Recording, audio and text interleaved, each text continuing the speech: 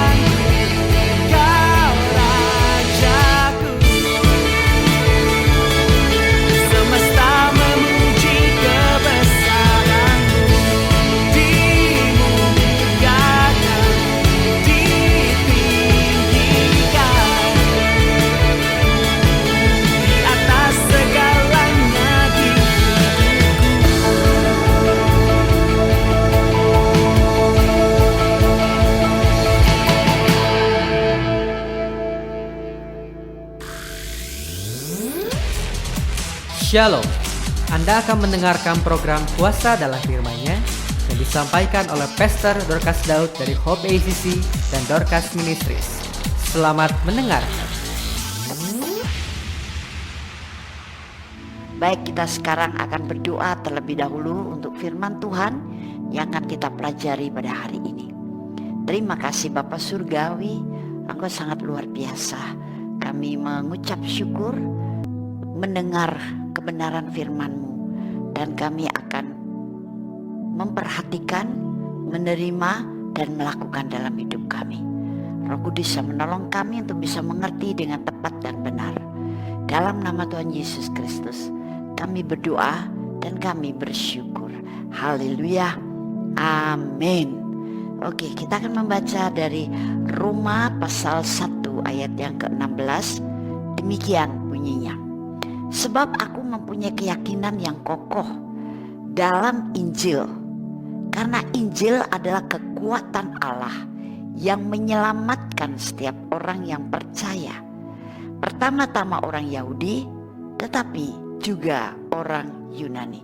Nah, di sini ada satu pengertian luar biasa dari semua kata yang memang mengandung pengertian yang dahsyat, yaitu Injil adalah kekuatan Allah yang menyelamatkan setiap orang yang percaya. Injil adalah kekuatan Allah. Ini menunjukkan bahwa di dalam Injil itu ada sesuatu yang menjadi kunci dari hidup manusia. Dalam Injil ada kuasa Allah yang bekerja. Dalam Injil itu menjadi kekuatan Allah untuk menyampaikan kasih-Nya kepada makhluk ciptaannya, kepada umat yang percaya kepada Dia. Juga menjadi kekuatan Allah untuk apa? Menyampaikan berkat-Nya, kasih-Nya, rencana yang luar biasa, dan sebagainya. Bahkan dalam Injil ada satu jaminan kepastian, ada jaminan yang pasti yang kita tidak perlu lagi meragukannya. Kita tak perlu lagi bimbang, kita tak perlu lagi bertanya-tanya, apa iya betul kalau Injil itu mengatakan begini akan terjadi seperti itu? No, tapi kita tinggal berkata ya, amin Tuhan, terima kasih Tuhan, ya aku mau lakukan Tuhan, ya aku percaya, ya saya siap untuk menjadi pelaku firman-Mu, ya saya siap untuk hidup di dalam Injil-Mu yang luar biasa. Nah, jadi ketika Injil itu adalah kekuatan Allah, itu sebabnya mari kita sebagai orang-orang yang percaya kepada Dia dan kita telah menjadikan Yesus sebagai Tuhan dan Juru Selamat kita, mari jangan malu untuk apa? Untuk berbicara tentang Injil itu kepada siapa? Kepada sesama, kepada orang lain, baik itu saudara seiman maupun orang-orang di sekitar kita yang lain. Jangan malu. Kebanyakan orang Kristen untuk mengaku dirinya Kristen saja malu, apalagi untuk berbicara dalam satu pembicaraan dengan orang lain mengenai firman itu malu. Memberikan nasihat saja yang bersumber dari firman juga rasanya malu. Ada pikiran-pikiran yang terus menggoda. Nanti dikira saya orang yang beragama ekstrim. Saya malu, nanti dia gak suka, nanti dia marah, nanti dia tersinggung. Saya malu sebagai orang Kristen. Orang Kristen kan minoritas dan sebagainya. Saya malu nanti dibilang sok suci, sok agamis dan sebagainya. Begitu banyak godaan yang dilepaskan oleh si iblis untuk supaya mulut kita terkatup dengan baik, memberitakan tentang Injil atau mengatakan tentang apapun perkataan Allah di dalam Injil itu, apapun yang dikerjakan Allah di dalam Injil itu. Kita semuanya tidak menyadari. Padahal perintah pertama ketika seseorang percaya bahwa dia sudah ditebus oleh darah Yesus adalah beritakan Injil kepada segala makhluk. Kemudian berikutnya, jadikanlah semua bangsa muridku dan ajarlah mereka melakukan apa yang sudah kuajarkan kepadamu. Tapi banyak tentang hal ini itu diabaikan oleh orang Kristen. Salah satunya, bukan hanya satu-satunya, ada perasaan malu. Padahal firman mana sih yang akan menjerumuskan manusia? Firman mana yang akan menasihati seseorang dalam dosa yang paling kotor atau keterpurukan yang paling rendah sekalipun, itu akan menghancurkan hidupnya atau malah justru membawa dia lebih dalam lagi berkecimpung dalam dosa? Tidak pernah, karena firman itu adalah kebenaran yang memerdekakan kita, menguduskan kita, memperlihatkan jalan yang Tuhan sediakan pada kita, menjadi jawaban untuk setiap masalah. Dan bahkan itulah hikmat Allah, itulah pikiran Allah yang perlu dimengerti oleh setiap manusia, sehingga manusia bisa sehati dengan Allah sang penciptanya. Tidak selalu bersungut-sungut, tidak memberontak, tidak menolak, hidupnya tidak bertentangan dengan kehendak Allah, dan bahkan hidupnya mencerminkan sebagai orang yang betul-betul dia percaya ada Allah yang maha kuasa. Nah, Paulus dalam Efesus 6 ayat 19 sampai dengan 20 itu merupakan satu permohonan dari Paulus kepada jemaat atau anak-anak rohaninya supaya mendukung dia dalam doa untuk dia semakin punya keberanian berbicara tentang Injil. Berbicara tentang Injil di sini yang dimaksud adalah segala hal hukum kerajaan Allah yang ada dalam Injil, yang menjadi pedoman bagi setiap manusia, yang menjadi pelita yang akan menerangi langkah kaki hidupnya, menjadi jawaban, menjadi panduan setiap manusia untuk hidup sekarang maupun hidup yang akan datang. Paulus sudah berani memberitakan tentang hal ini, tapi dia masih minta dukungan supaya lebih berani lagi, lebih berani lagi. Karena apa? Paulus begitu yakin akan kebenaran dalam Injil itu.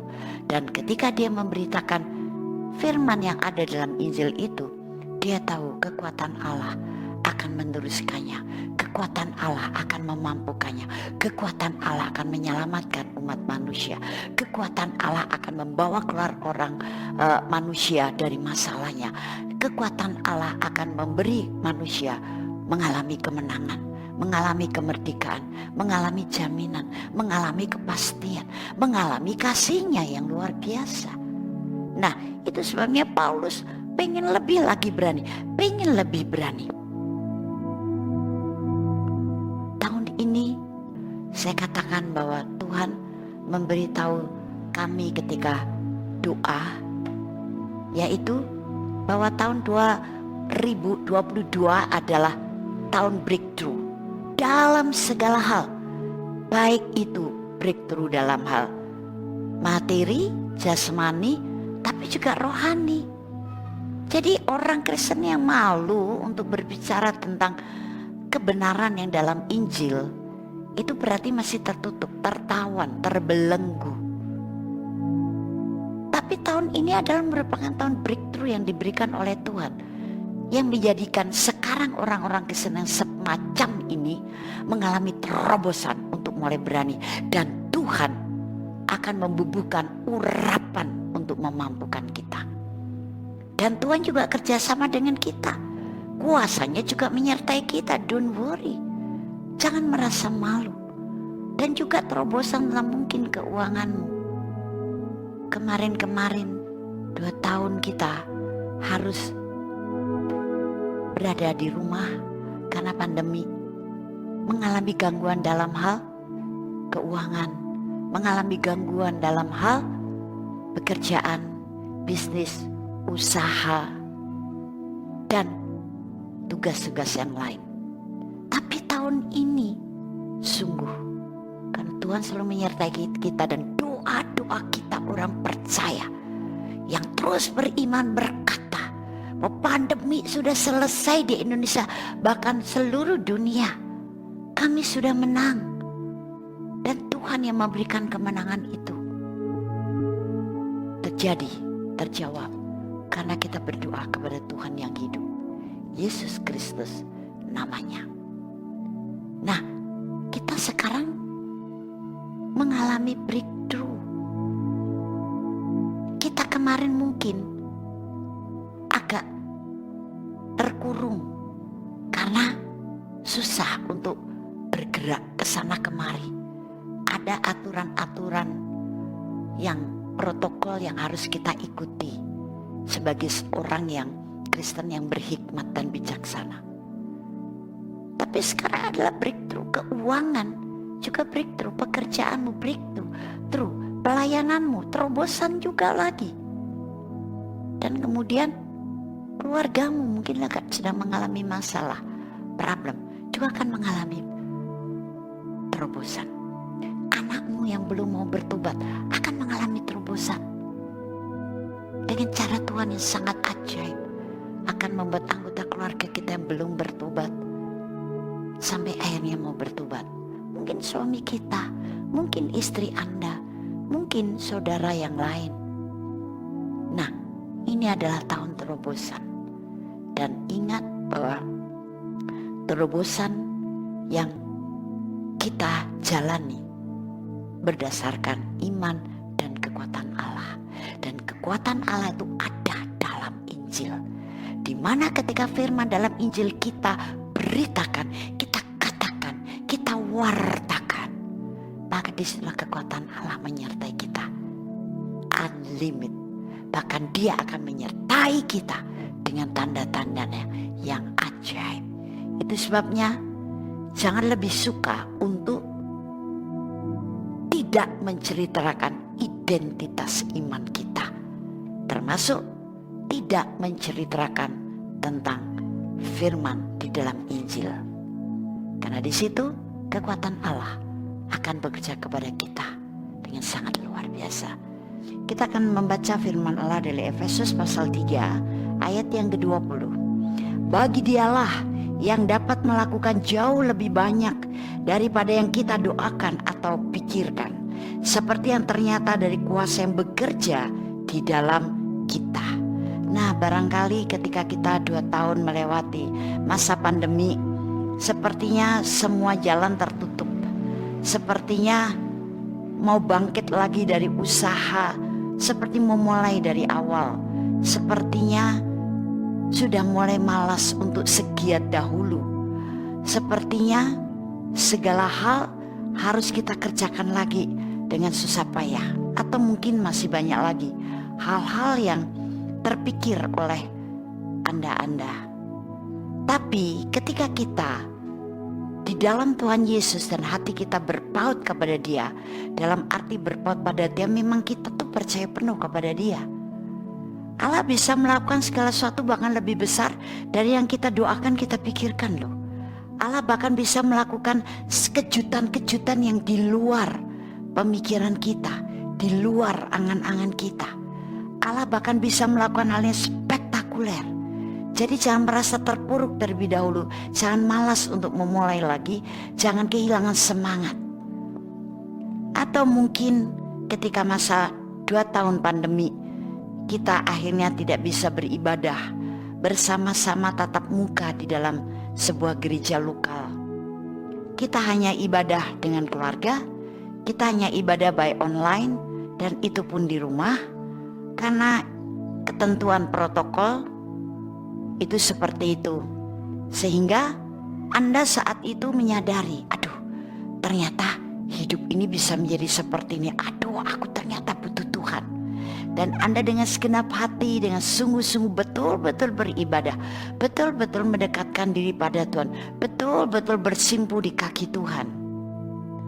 Tapi sesudah sekarang ada kelonggaran-kelonggaran, dan kemudian Anda mulai disibukkan lagi dengan kegiatan rutinitas sebelum masa pandemi 2 tahun ini, maka Anda kemudian sudah tidak seheboh, sesemangat ketika masa pandemi.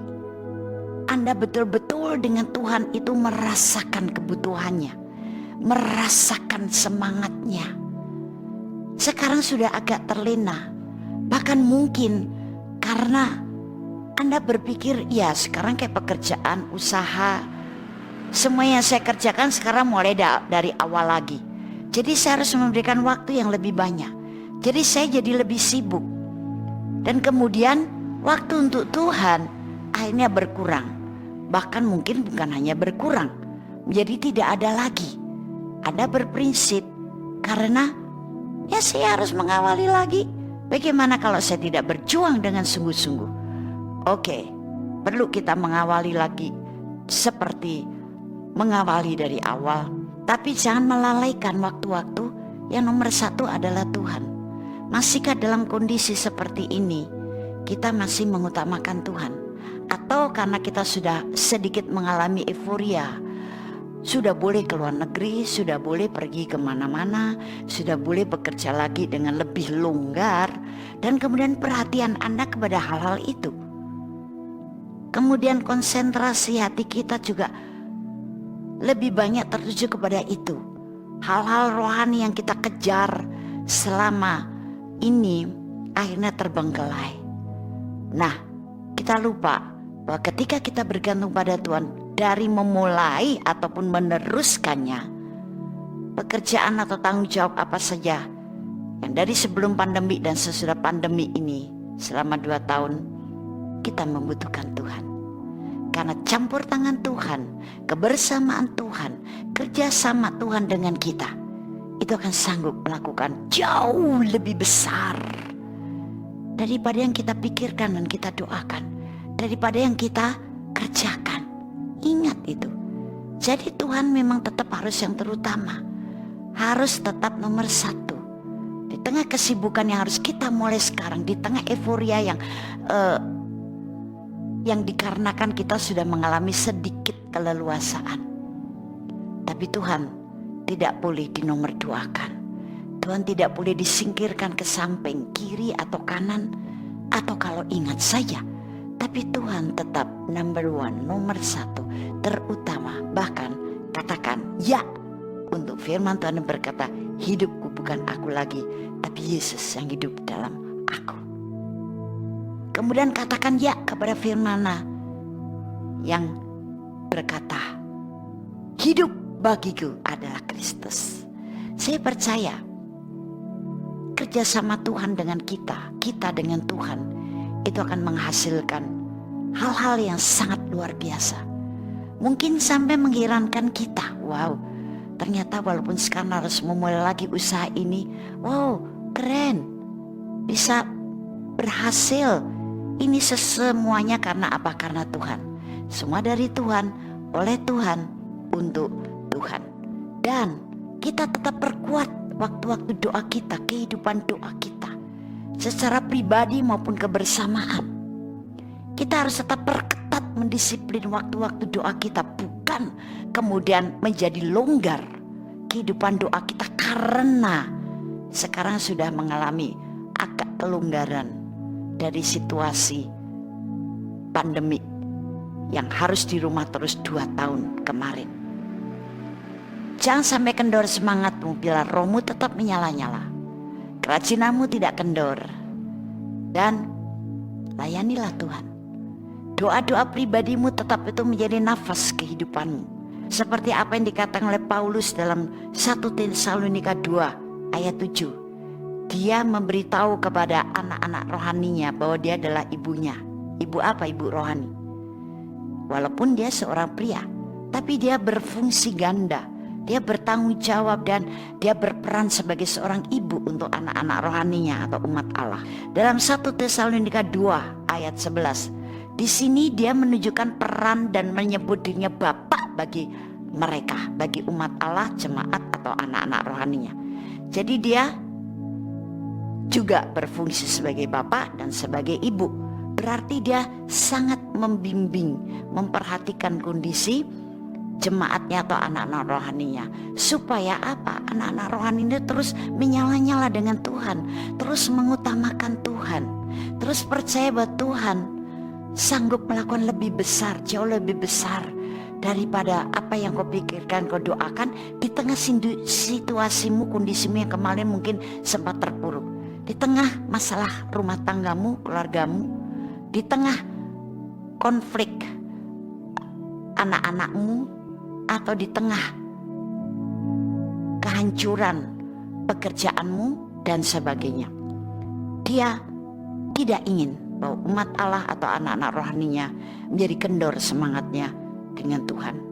Dan pada akhirnya 1 Tesalonika 1 ayat 2 dan juga 1 Tesalonika 3 ayat 10 sampai 13, Paulus mengatakan, aku banyak berdoa karena aku mempunyai pengharapan. Dan doa serta pengharapan itu untuk jemaat Tuhan, untuk anak-anak rohani saya, untuk kalian semuanya. Nah, dalam masa breakthrough ini adalah saat-saat yang kita harus perketat dalam mendisiplin waktu-waktu doa kita. Karena Paulus pun juga menyadari bahwa ini umat Allah harus mengalami pertumbuhan rohani, kemajuan. Nah, salah satunya, ayo perketat jam-jam doamu. Tambahkan waktu-waktu doamu. Berikan hatimu waktu berdoa sungguh-sungguh, bersekutulah dengan Tuhan secara nyaman, secara iman, dan secara segenap hati. Jadi Paulus, dia ingin umat Allah mengalami terobosan demi terobosan. Tidak stagnan tapi maju, apalagi mundur. Jangan sampai itu terjadi. 1 Tesalonika 5 ayat 27 mengingatkan kita bahwa Paulus pun menuliskan semuanya itu di dalam surat-suratnya. Dan dalam ayat firman Tuhan ini kalau kita baca, Paulus memohon supaya surat-suratnya, di antaranya surat-suratnya juga menyatakan bahwa dia tetap mendoakan umat Allah, jemaatnya, anak-anak rohaninya, bahwa dia adalah posisinya sebagai ibu, bahwa dia posisinya adalah sebagai bapak rohani dan sebagainya. Dia tulis surat-suratnya dan dikatakan, ayo silakan baca surat-suratku tuh di tengah jemaat semua. Baca. Jangan hanya dibaca oleh pemimpinnya, jangan hanya diketahui oleh orang-orang tertentu, tapi seluruh jemaat Tuhan yang di Tesalonika, bacakan itu suratku. Bagaimana isi hati Tuhan, bagaimana isi hatiku kepada Tuhan dan kepadamu, semuanya tertulis dalam surat-suratku kepada kamu, hai anak-anak rohaniku yang ada di Tesalonika. Pada waktu itu, jemaat yang diberi kesempatan oleh Paulus adalah hanya jemaat di Tesalonika. Untuk apa? Mendengar suratnya dibacakan. Tapi luar biasa, sekarang bukannya jemaat di satu kota, bukan hanya umat Allah di satu kota, bukan hanya anak rohani Paulus saja yang bisa mendengar surat Paulus yang isinya pewahyuan dari Roh Kudus tentang berita-berita firman di dalam Injil Allah, tentang hukum-hukum kerajaan Allah. Bukan hanya itu saja, tapi seluruh dunia, bahkan bukan yang mendengar, tapi mereka bisa membacanya sendiri. Amazing grace, anugerah yang besar. Ini yang dikatakan bahwa aku sanggup melakukan lebih besar daripada yang engkau pikirkan dan engkau doakan. Mungkin dulu Paulus juga tidak menduga bahwa ini akan menjadi surat yang bisa bukan hanya didengar tapi dibaca, bahkan menjadi menu utama orang-orang yang percaya di seluruh dunia. Bahkan bukan orang percaya saja mau baca, monggo, silakan baca.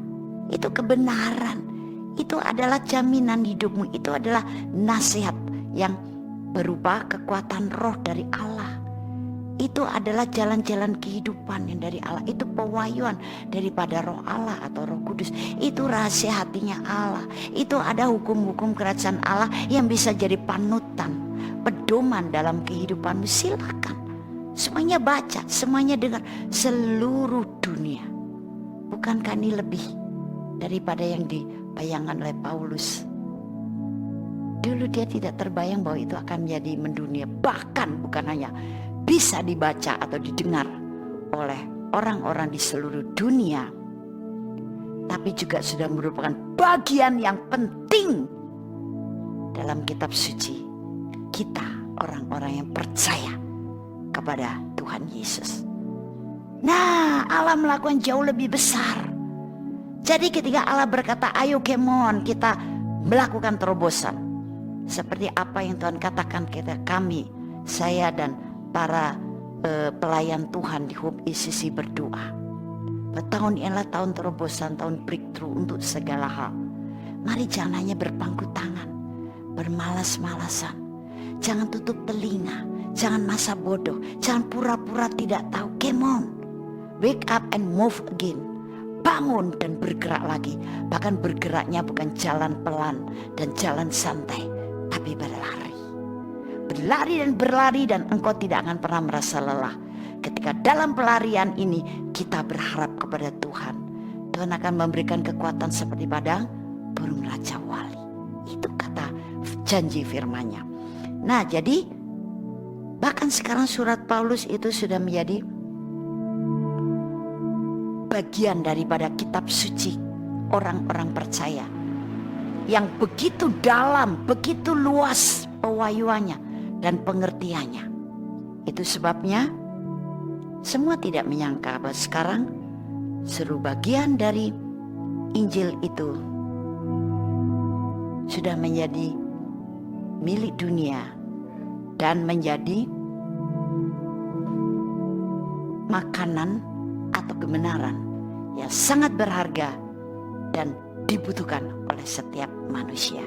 Mazmur 139 ayat yang ke-12. Maka kegelapan pun tidak menggelapkan bagimu, dan malam menjadi terang seperti siang, kegelapan sama seperti terang. Inilah dinyatakan oleh Allah, Sang Pencipta langit dan bumi, bagaimana manusia tidak akan lagi dikuasai oleh kegelapan, tapi berada dalam terangnya yang ajaib. Bahkan dia bisa menjadi terang untuk menerangi dunia. Melalui siapa? Melalui penebusan Tuhan Yesus Kristus. Itu sebabnya sebagai orang Kristen, iman kepada penebusan Yesus jangan pernah bisa digoyahkan oleh apapun. Oleh keadaan, oleh situasi, oleh perkataan orang, pendapat orang, no. Tapi kita harus punya hati yang kuat untuk terus tetap teguh berdiri di dalam kebenaran ini. Karena penebusan Yesus yang kita percaya membuat kita dipindahkan dari kerajaan kegelapan kepada kerajaan Allah yang ajaib. Bahkan kita bukan hanya tinggal di tempat yang terang saja, tapi Yesus Kristus yang menebus kita dan telah ditinggikan oleh Allah Bapa, namanya di atas segala nama, dan semua lidah nanti mengaku Yesus adalah Tuhan. Itulah terang yang sudah datang kepada kita, jadikan kita sekarang jadi terang yang harus bercahaya, terang yang terus bersinar. Karena kehidupan dunia adalah kehidupan dalam kegelapan. Hanya kehidupan dalam terang ketika kita percaya kepada penebusan Yesus Kristus. Dan yang luar biasa, kegelapan itu tidak akan menggelapkan kita lagi. Selama kita tetap tinggal dalam terang itu, tinggal dalam hadirat Allah, tinggal dalam kasih Allah, tinggal dalam iman yang sehat, kegelapan tidak akan pernah bisa menggelapkan kita. Karena yang ada hanya terang, terang dan terang. Bukannya menerangi seluruh hidup kita, seluruh diri kita, tapi juga menerangi sekitar kita, menerangi orang-orang lain di mana kita berada, menerangi tempat-tempat lain di mana kita sedang ada di situ. Karena terang itulah terang yang konsisten, terang yang bercahaya, terang yang bersinar. Bukankah tidak berlebihan bahwa kita menjadi orang-orang yang bersinar di tengah dunia ini? Harusnya seperti itu. Nah, jadi apapun situasi kondisi yang sedang terjadi di dunia, kuasa bahkan kekuatan apapun tidak akan pernah bisa menggelapkan kita. Bahkan kuasa kegelapan bisa kita usir, kita bisa hancurkan di dalam nama Tuhan Yesus dengan iman dan urapan kuasa Roh Kudus. Karena Tuhan Yesus sudah mengalahkan mereka 2000 tahun yang lalu. tinggal kita mengklaim kekalahan ini dan menyatakan kemenangan atas penebusan Yesus untuk menjadikan kita more than conqueror, lebih daripada seorang pemenang. Jadi kalau orang Kristen merasa, aduh saya gelap, hidupnya gak ngerti, saya ini pokoknya gak karu-karuan, saya gak ngerti mesti menjalankan apa, saya gak ngerti mesti berjalan kemana, saya gak ngerti mesti memutuskan apa. Itu bukan terang itu yang meninggalkan engkau. Engkau yang menarik diri dari terang itu, membiarkan terang itu ditutupi oleh apa? Kekhawatiran dunia, oleh kuasa-kuasa duniawi yang lain, oleh roh-roh kedaginganmu, perasaan-perasaan dalam jiwamu yang negatif, pikiranmu yang digelapkan oleh keserangan dunia, oleh perkara-perkara dunia. Bahwa terang itu sebenarnya mau tetap bersinar, tapi kita menutupinya dengan hal-hal seperti tadi. Jadi sebetulnya kita permanen hidup di dalam terang itu. Ingat Yohanes 3 ayat 19. Dikatakan bahwa dan inilah hukuman itu, terang telah datang ke dalam dunia, tetapi manusia lebih menyukai kegelapan daripada terang, sebab perbuatan-perbuatan mereka jahat. Jadi kalau kita merasa hidup dalam kegelapan, bukan Tuhan yang gelap atau terangnya menjadi redup, no. Tapi kita yang lebih menyukai kegelapan dengan apa? Tindakan, pikiran, perilaku yang menyimpang atau yang tidak sesuai dengan firman, tidak sesuai dengan tuntunan Roh Kudus, Roh yang ilahi. Perbuatan-perbuatan kita dibilang jahat. Jahat itu apa sih? Belum tentu membunuh, belum tentu mencuri. Tapi kita berbuat yang melanggar firman, itu dibilang jahat. Kita kehilangan kasih yang mula-mula kepada Tuhan, kita jahat. Karena apa? Kita sudah kehilangan kasih yang mula-mula kepada Tuhan. Itu juga jahat. Makanya jangan pernah kehilangan kasihmu yang mula-mula pada Tuhan. Bahkan kasih yang mula-mula kepada Tuhan yang pernah engkau alami tahun berapapun, harus engkau pupuk terus. Semakin lama kasihmu kepada Tuhan semakin dalam, semakin dalam, semakin tinggi, semakin luas dan semakin luas, semakin membuat kita mengenal Dia dengan luar biasa. Kalau kasihnya jelas, kasihnya dalam, kasihnya tinggi, kasihnya luas, kasihnya tidak terukur untuk kita semuanya. Tinggal kita sekarang. Kalau kita mengasihi Tuhan dan kita percaya kepadanya, tetaplah tinggal di dalam terang itu, karena terang itu sudah datang pada Anda dan saya. Mari kita katakan ya untuk apa yang dikatakan firman ini. Ya, Lukas 3 ayat yang kelima. Demikian bunyinya. Setiap lembah akan ditimbun dan setiap gunung dan bukit akan menjadi rata. Yang berliku-liku akan diluruskan, yang berlekuk-lekuk akan diratakan. Kemudian ayat yang ke-6 saya bacakan sekalian. Dan semua orang akan melihat keselamatan yang dari Tuhan. Wow, luar biasa. Bagaimana Tuhan itu sanggup meratakan dan meluruskan. Meratakan dan meluruskan siapa? Orang-orang berdosa. Apanya yang diratakan dan yang diluruskan?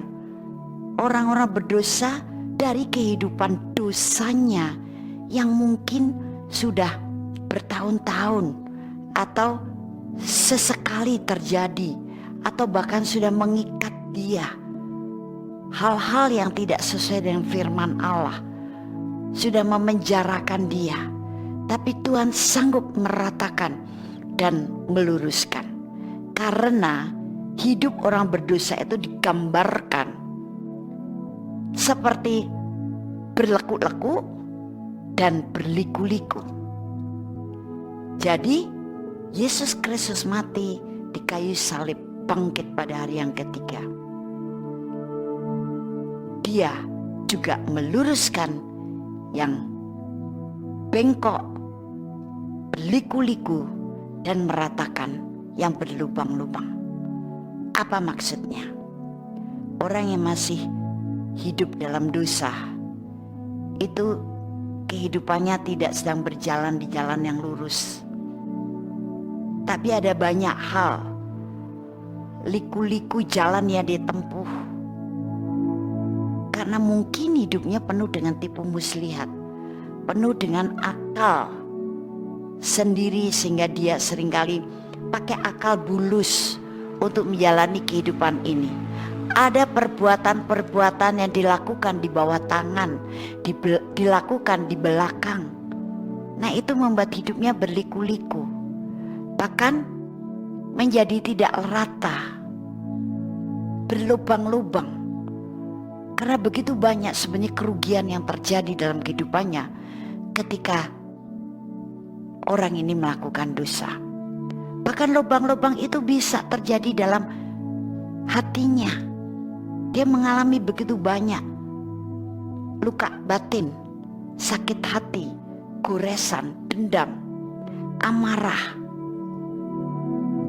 Itu membuat hati, dalam tanda kurung adalah jiwa seseorang, menjadi tidak rata.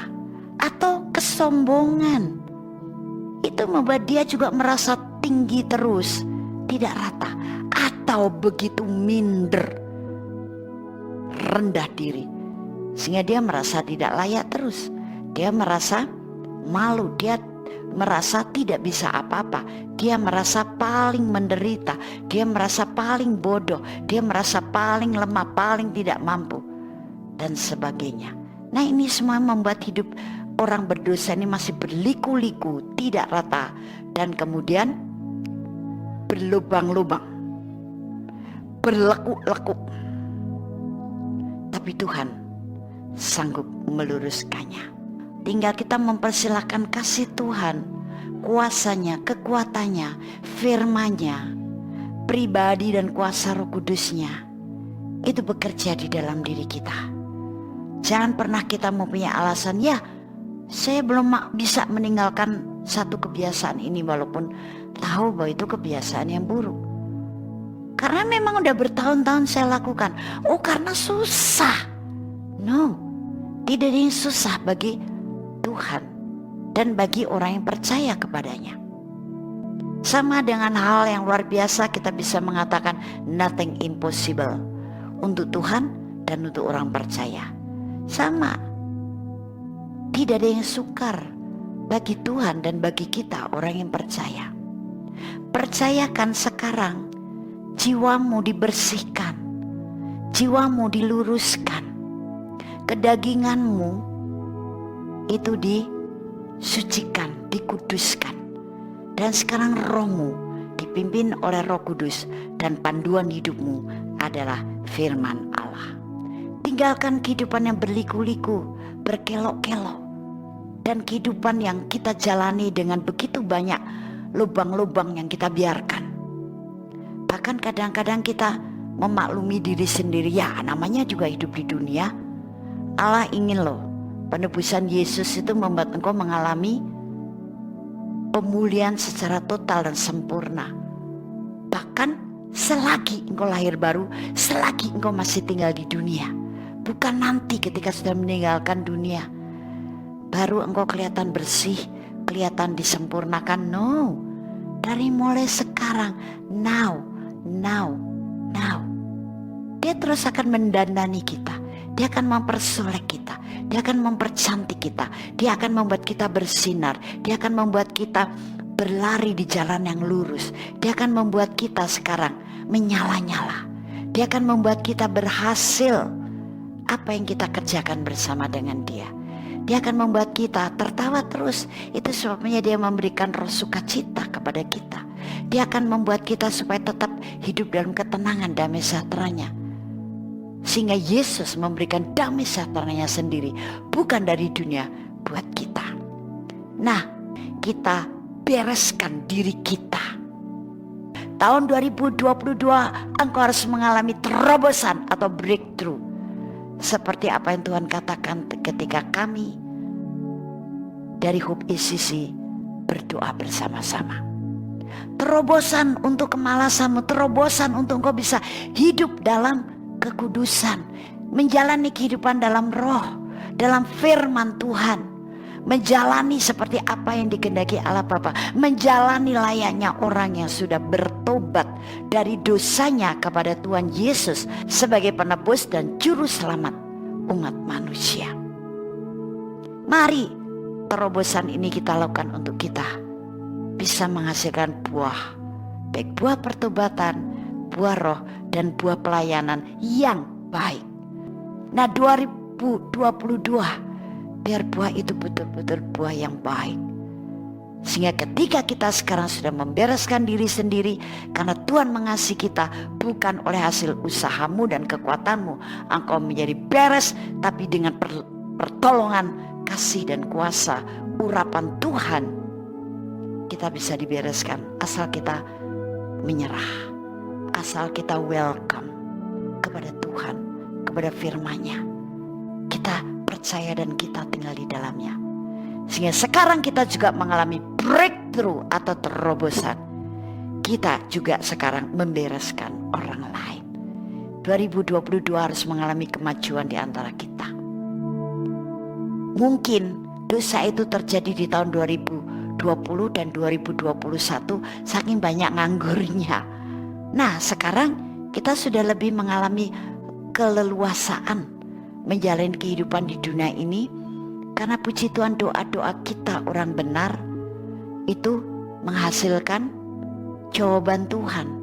Pandemi mulai surut dan kita akan terus berdoa mengawal Indonesia ini dalam doa yang sehati di antara anggota tubuh Kristus, supaya betul-betul pandemi apapun di Indonesia bahkan seluruh negara menjadi zero, menjadi nihil, menjadi nol, menjadi kosong, menjadi bersih, clear. Nah, itu sebabnya tahun 2022 gegap gempitalah untuk melakukan breakthrough, dan Tuhan berkata, aku yang akan melakukannya, bukan oleh kuat dan gagahmu. Bagianmu adalah berkata dengan hati yang tulus ya untuk setiap firman-Mu, perintah-Mu, dan kehendak-Mu kepada saya. Maka kita selain menjadi anak-anak Allah yang clear dan bersinar, kita juga menjadikan banyak orang lain menjadi bersih, kudus, dan bersinar. Dunia ini makin diterangi oleh orang-orang yang bersinar, dan saya percaya kemuliaan Tuhan itu akan terjadi atas bumi ini. Katakan ya untuk setiap perkataan Allah Bapa Surgawi di dalam nama Tuhan Yesus Kristus. Haleluya, amin. Tuhan memberkati kita semuanya dengan berlimpah-limpah. God bless you. Haleluya. Kami percaya Anda pasti diberkati oleh firman Tuhan yang disampaikan oleh Pastor Dorcas Daud STH dari Hope ACC dan Dorcas Ministries. Dan bila Anda memiliki pertanyaan seputar kegiatan pelayanan kami, Anda dapat menghubungi kami di 08 222 703 0006. Sekali lagi di 08 222 703 0006. Sampai jumpa kembali. Tuhan Yesus memberkati.